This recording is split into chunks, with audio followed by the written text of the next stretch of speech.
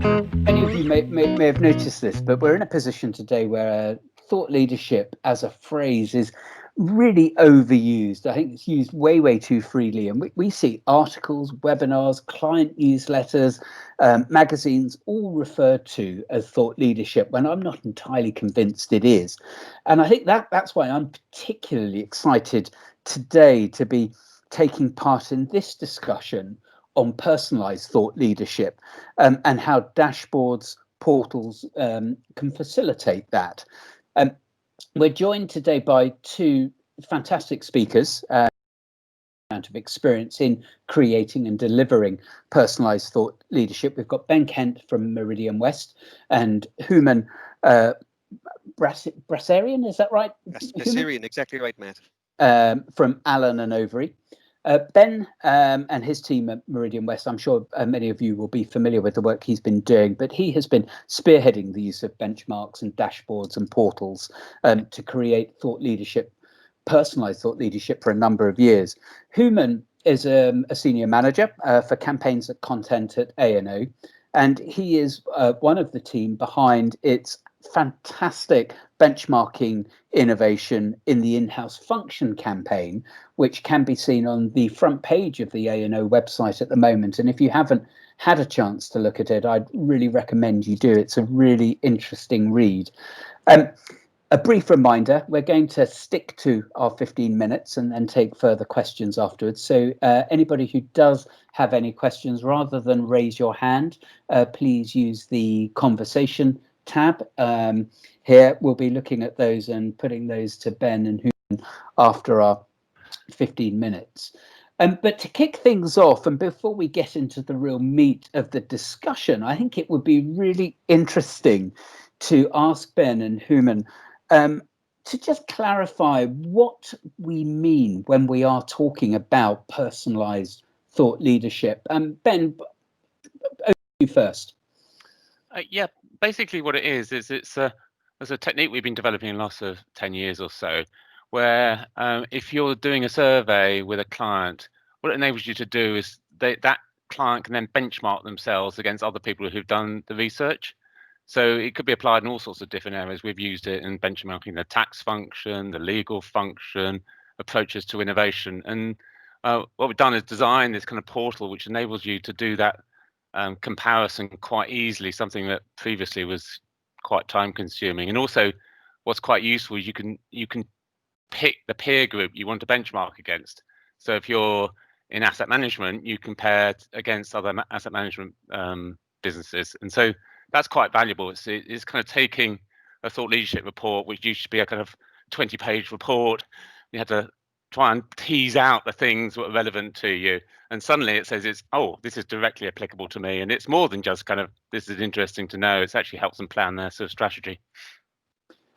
I would agree with everything that Ben has just said. I mean, for me, personalized thought leadership is the highest form of thought leadership campaigning you can produce. Your target audience has genuine skin in the game. It's not dealing with issues that are abstract. It's personalized to them. They can see what it means for them, their business, the industries in which they operate, and allows them to actually think through what the implications are for them in a very direct, tangible, practical way. And you can't get better traction than that with your target audience. It really is a broad concept and making it make sense to you on a one-to-one level, which I think is fantastic.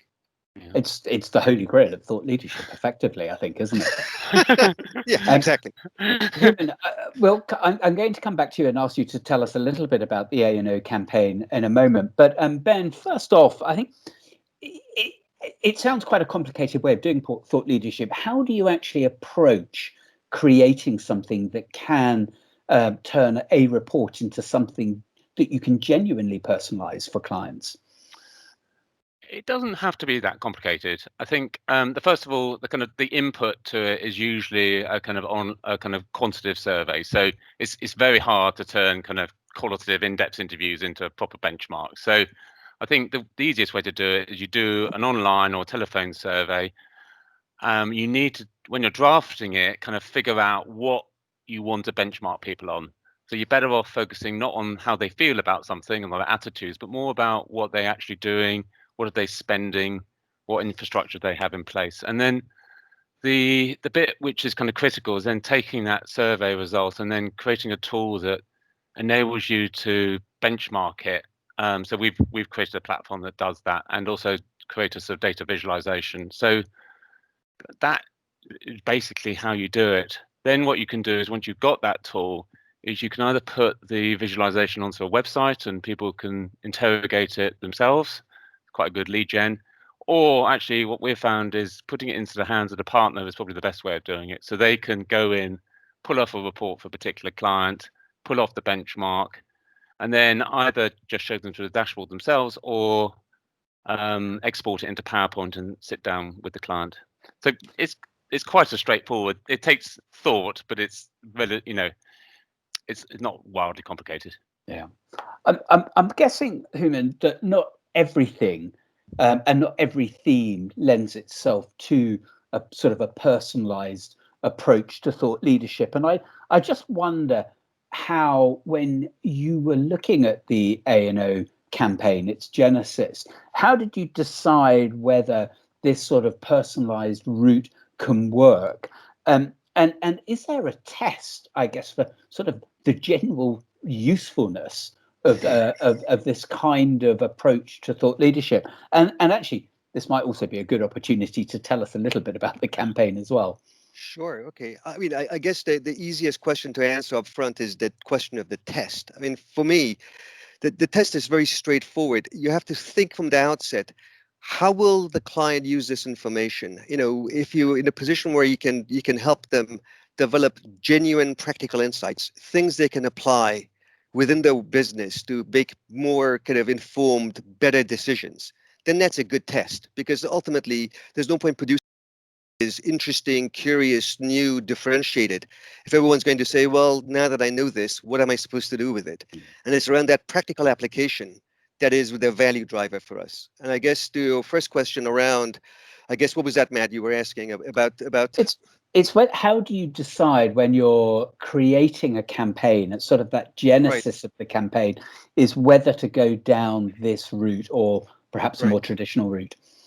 I think for me, it comes down to three very basic things. Is this a topic, I think to Ben's point, that is easy to kind of put down some benchmark and from that derive some valuable insight? I mean, is it all about investing money in a particular activity? Is it about how you invest that money? What kind of infrastructure you have? The ability to quantify, measure, and see where you stand in relation to the rest of the market, from those who are the vanguard to those who may be less well developed, gives you a practical sense of what to do. So I think that feels like a significant issue. The second thing itself is, if there's no hard quantifiable data available to you, the chance to create value by providing that data to your audience is a significant driver. And that ability that Ben also talked about is, does this help you then to inform your own thinking? Are you able to use that insight to say, well, look, this either validates our current approach, it helps us to kind of put down a map for how we can approach this issue, or does this give us some pause for thinking because the way we've planned or adopted this particular issue is very different to what the rest of the market is doing? I think, if you can think through those options, and I think to Ben's point earlier, Matt, it's around saying the hard work with this kind of campaign, in my experience, is around the planning at the outset. Implementing, once you know what it is you want to achieve and you're working with someone who also can translate that into practical outputs, is infinitely more doable than saying, well, I've got a rough idea and I like the sound of this tool. Now, how do I go about building a campaign that's useful? Yeah, I agree. I agree with Hooman. Actually, I think when we worked together, I think a lot of thought went into those questions and kind of getting the kind of subject matter expert at A&O to, because when you're benchmarking, you kind of need to think through, what's a reasonable benchmark and what does good look like? There's no point benchmarking if you don't know, is that good? Is that bad? It's just an activity. So I think, spending time on that, and also how you can create it into an overall framework. So with A&O, we did a series of benchmarks on a number of dimensions: people, use of suppliers, leadership, etc. And then out of that, created a kind of maturity curve where you could segment people. So kind of best practice is, if you want to develop one of those frameworks, is to think through that at kind of design phase, to make sure you got the questions which inform the model. damn hard to get to the end of it and say, oh, we got all these survey results.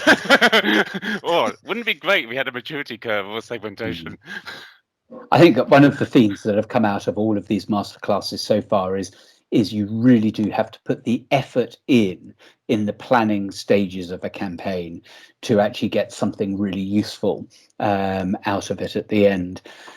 Hooman, with the A&O campaign, I mean, maybe if you're able to give us just the briefest of flavors of what you've done at A&O and with the benchmarking, what were you looking to benchmark, and I think perhaps the impact it's had on the campaign that you've created. Sure, I can do that, Matt. I mean, so basically when we began the campaign, I mean, in truth, we started with an idea. Then the idea grew and it grew and it grew, and we found ourselves in a position where we had a suite of ideas that we could develop over the course of the campaign.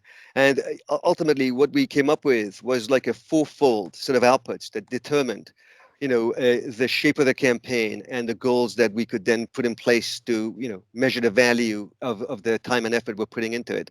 And I guess the primary assets were that, look, legal innovation, which is the topic of the campaign, particularly in how in-house legal functions deliver their services to their internal clients, the businesses in which they operate, is a significant issue in the legal market. And I think it's an issue that's also fast evolving. There are many dimensions. There's a lot of excitement and a lot of talk around how technology can transform various activities within in-house legal functions.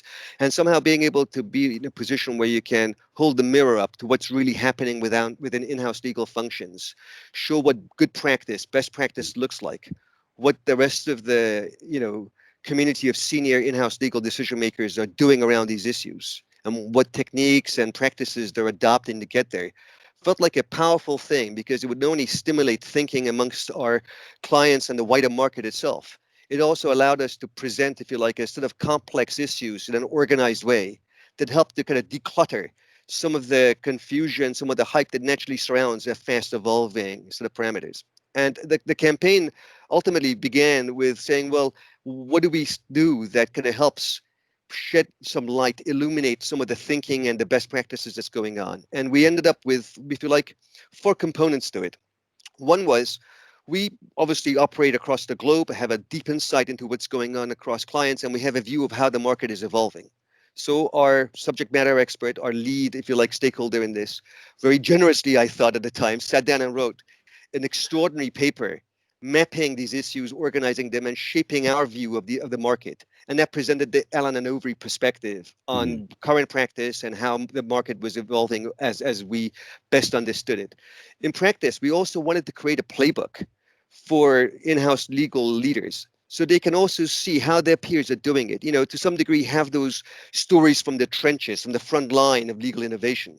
And, thanks to Ben and Alistair and all the kind of team from Meridian West that worked on this, we interviewed 35 GCs, heads of in-house legal functions, those involved directly with legal innovation, and then constructed this playbook that offered, if you like, 10 practical lessons around how these leaders are translating their efforts in legal innovation, with 10 case studies, some named, some anonymous, depending on the appetites of the participants, that then illustrated the practical application of those lessons. And that, if you like, provided a qualitative view on all of those issues, first-hand narrative, if you like, that was very rich. Peer-to-peer narrative is always very powerful. And then we complemented that with the third element, which was there was a survey that we did, quantitative survey, that provided, if you like, deep insights into all of the issues explored in this playbook and put some hard numbers behind them, numbers that we could stand behind and say, and this is what it really translates into. And that provided the fuel for the benchmarking tool that Ben alluded to a little earlier on. And that final, if you like, the survey results, those findings gave us a report that said, and this is how the market is behaving. So we went from the specific, if you like, experiences of those GCs we'd interviewed to a wider lens that sort of said, and this is how they and their peers in the wider market is moving. And that is a really interesting degree of complementarity, because all of a sudden, these papers and these assets aren't just bound in time. They're also evolving as well, and you can keep supplementing and enriching them over time. And that's how we did it. It's quite interesting, isn't it, Ben? Mixing both sort of the survey data with the in-depth interviews actually provides quite a powerful tool when building personalised thought leadership? Is it? Could you ever? Do the two need to work hand in hand to build a powerful engagement piece? It doesn't have to, but it definitely helps. I think the key to the benchmarking is making sure that benchmark's absolutely spot on. So doing the in-depth interviews first and figuring out what was driving success, where were people really helped us in developing that kind of benchmarking tool subsequently. I think the second thing is, in terms of the reader, the first thing is you read, where am I versus my peer group? And you say, okay, well, I seem to be behind my peer group here, here, and here. That begs the question, okay, what do I do about it? And, and what's the practical recommendations? And that's where the in-depth interviews are super helpful. So they can then give some flavor to, okay, when I was at this organization, this is what we did, and this worked really well, and we mapped it. So you got that kind of, here's the benchmark, here's how to improve, and this is how to do it. So it kind of fits together quite nicely. And also that's where you bring in the kind of A&O perspective as well, because the depth of experience A&O has, not on just on legal work, but on legal consultancy and helping many in-house functions, can slot into that kind of practical guide as well. Yeah.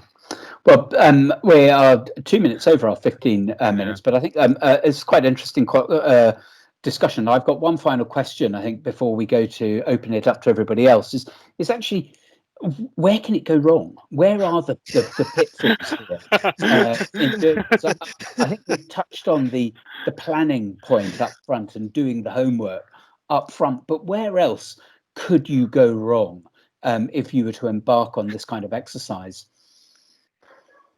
I don't know, Ben, you want to take this first, or shall I? That's a loaded question. I think, one practical thing is kind of making sure you get enough interviews to do a kind of really decent benchmark. That's always a bit of a struggle if you're speaking to very senior people. And so kind of trying to make sure you've got that, and, thinking up front, are there any particular segments we'll want to analyze independently? So, if you're, have we got enough in the manufacturing sector, and planning that beforehand. Many firms will kind of rely exclusively on their own client contacts, but that can be quite a hard ask. So you might want to go out to a panel to supplement that. I think that'll be one. Anything from you, Hooman? I think just a couple of very small ones. But one is, I guess, being clear around, from throughout, how every component of the campaign delivers against the goals you set for yourself from the outset. Because once you start these things, it's like pulling at a loose thread in a jacket. The whole thing can unravel very easily.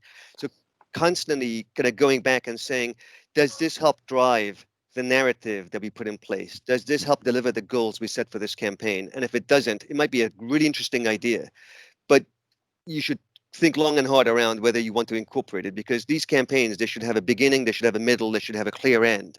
And you should be in a position where you can measure the value and your ability to deliver value internally and externally to your target audience at every single phase.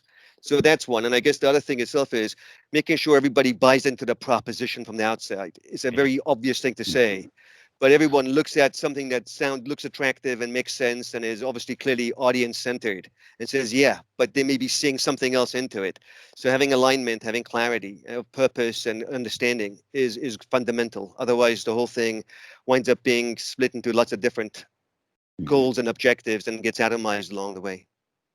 I think that's fantastic. And 5 minutes over our allotted 15 minutes, but I think everyone would agree it was well worth those few extra minutes. A first question that's come through is there merit in road testing your ideas for benchmarking before leaping in wholeheartedly into that? And if so, how do you benchmark, but how do you road test the ideas first? Maybe Ben, maybe you would like to pick up that one first. Yeah, so I think essentially when we work together, I think road testing it with the subject matter expert, and making sure that it's reflecting what they're seeing rather than it being done in the marketing team. I think we essentially kind of road test. That's how we use the in-depth interviews. Actually, was to road test some of the frameworks and develop those. So I think those are two good ways of doing it. I think also, as a matter of course, when we're doing these online surveys, is once you've got to about 10 responses, you have a check of it and make sure it's kind of working, and people understand the questions and answering them in a way that you're kind of expecting. So those are the three methods we tend to use. And Hooman, did you look at this when you were putting together the campaign? Very much so. I mean, clearly for us, I mean, the conversation began even before we began the discussions with Ben, and I think part of it was saying, well, look, are we about to create something that's already been done extensively, in the market? Are we adding just more noise to that narrative, or are we genuinely doing something that's new, useful, and most significantly, something where it allows us to differentiate ourselves from the market as well? And I think, you always aspire for all three, and I think sometimes you have to just make sure you've done all that kind of basic homework. And I think to Ben's point as well, we had to kind of do a lot of talking internally to make sure everyone thought this thing was something that was genuinely a good thing for us to do, because significantly when you do a campaign like this, there's an opportunity cost for all the other campaigns that you could be doing in this place. So that kind of testing of thinking and support is also fantastic, because it helps galvanize the organization behind the campaign in the first instance. Got a question here from Sylvia. She's asking whether you should allow your clients access to the portals that you create, and are there any risks in doing so? The last bit is my addition to Sylvia's question. Don't know, Ben, you want to? Yeah, I think when we first started doing these, we kind of said, oh, did a benchmark, you get kind of access to all the results, which of course, and the tool is sufficiently easy to use that you can do that. So you can either, what we did is you do the survey and then almost instantly you get sent a link to it and you can see your results and interrogate it, or you can put it onto the website and interrogate it there. What we kind of then moved to is the model where you have a kind of some of the highlights you can access yourself, but actually to go through the whole results, you have a sort of sit down and a conversation around it, and that has two benefits. One of it's a great lead gen, to be honest, for having conversations with your clients and discussing the implications, and also, the benchmark requires a bit of commentary to it to really understand what it means and what to do about it. It strikes me that actually it should play or could play a key role in sort of any firm's key account management programs with this personalized thought leadership. And I wonder, Hooman, if it plays a role at A&O in there, or have you seen sort of heard of or seen other examples of where thought leadership in this way is supporting key account management programs? I think as a general statement, I mean, any form of thought leadership that you can share with your clients, I mean, it's part of the engagement you have, in my view, right? So, they're looking to us to help them better understand developments, emerging current developments within the market, and to help give them some context around what this means and how they should respond to it. So it plays a fundamental part, if you like, from my perspective, in that narrative and the added value you bring to each of your kind of key accounts, your client relationships. I think to Ben's point as well, it's a fundamentally important part of any narrative that you have, that you, if you like, as the subject matter expert, are synthesizing your gloss alongside the content you're providing. Otherwise, you're asking your audience, and if you like, your clients, to do a huge amount of work, not just to kind of benchmark the content, but able to see beyond the specifics to kind of extrapolate value and interpret. That's where the subject matter experts has a clear role to play. So for me, the best, to go back to Ben's point, I think the clear value driver is around having the client looking at that content and describing what is the best set of benchmarks from their perspective, but having the benefit of the gloss provided by the subject matter expert as well. And I've got to say, I think that's something that A&O did superbly, actually, as we went through different sections of the benchmark and said, okay, what's the A&O perspective on that, and kind of captured that. So there was a kind of natural link to, okay, these are the issues you're facing as a client, to how we can help, without being too salesy, but at least flagging where, the A&O experts were.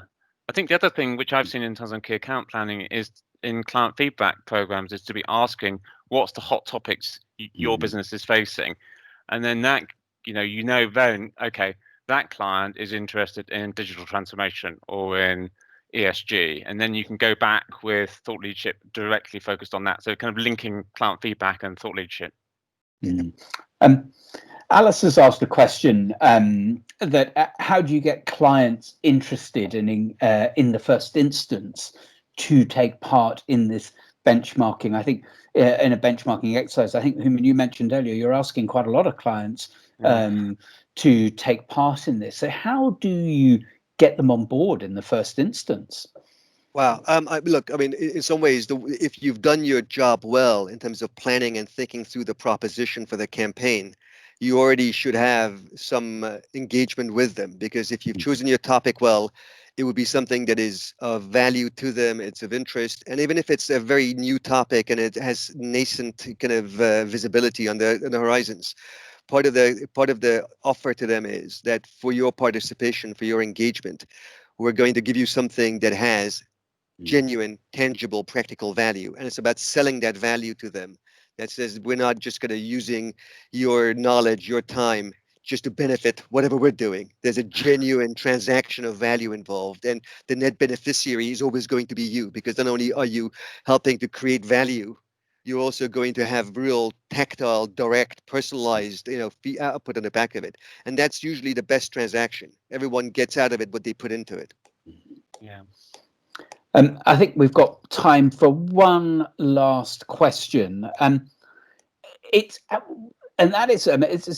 one we've seen from some of the campaigns we've been involved in is what kind of support do you need to offer the internal audience to get the most out of this kind of approach to thought leadership?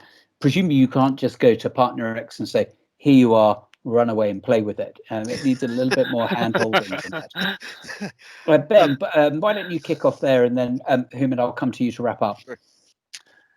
Yeah, I think there's a couple of kind of operates at two levels. I think first of all is making the dashboard sufficiently user-friendly that a partner can go in and do the analysis they want and export it easily. So that's about user design and creating manuals and guidance. And I think the second element is actually kind of coaching them a bit on the types of conversations you could be having with clients, which I think A&O did really well. So Hooman, do you want to talk about that? I completely agree with you, Ben. I mean, to some degree, it's around filleting the narrative for them into something that is useful, practical. And as always, when you're dealing with people who are intrinsically time poor, it's about stripping it down into basically very clear messages that they can share with their clients, and arming them with the, if you like, the information that they can then use to have a meaningful conversation and draw other people into that narrative as well, and into that conversation with it as well. I think partners, in my experience anyway, respond well when there's a clear value that they can then impart to their contacts and their clients, backed up by some hard numbers that kind of shows that there is substance behind the thinking. And then the tools that says, to Ben's point, here are all the things that you can talk about that enriches your conversation, your engagement with the client, and adds genuine practical value to them. And that works well. Fantastic. And that seems like a good place to stop here. We're now